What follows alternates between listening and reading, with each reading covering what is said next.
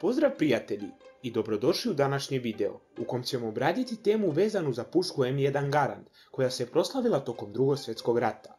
Samo bih vas zamolio pre početka videa da se pretplatite na kanal i lajkujete video ako već niste.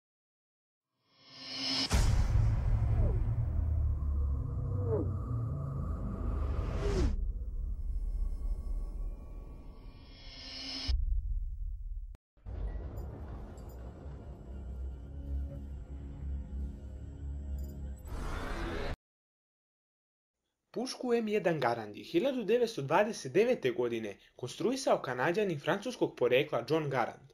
Prvi prototip je bila puška T3 sa odvodom barutnih gasova.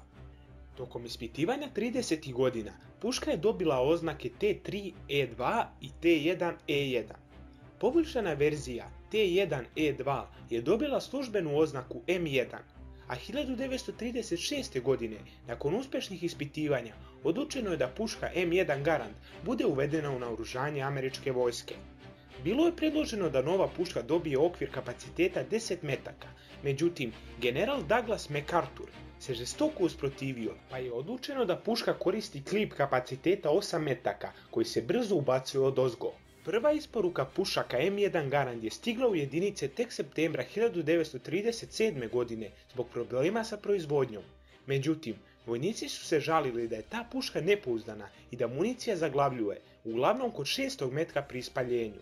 Utvrđen je problem na pušci, da je bilo potrebno prepraviti sistem odvođenja gasova koji je bio glavni uzrok problema.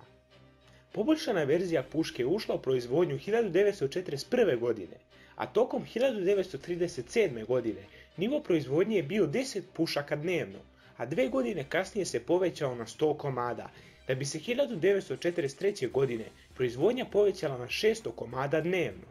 Puška M1 Garand je masovno proizvođena tokom Drugog svjetskog rata. M1 su korišćene na svim frontovima gdje je bilo američke vojske. Po svim karakteristikama, M1 Garand je bila najbolje oružje Drugog svjetskog rata, u toj meri da je general George Smith Patton izjavio da je M1 najbolje borbeno oružje ikada napravljeno. Većina pušaka M1 Garand su nakon rata prošle popravku od pretrpljenih oštećenja i bivale su ponovo farbane kako bi se zaštitile. Puške M1 su također korišćene tokom Korejskog rata. SAD je u velikom broju svoje puške M1 Garand isporučivao svojim saveznicima kao što su Južna Koreja, Turska, Zapadna Nemačka, Grčka, Iran, Južni Vijetnam, kao i mnogim drugim zemljama.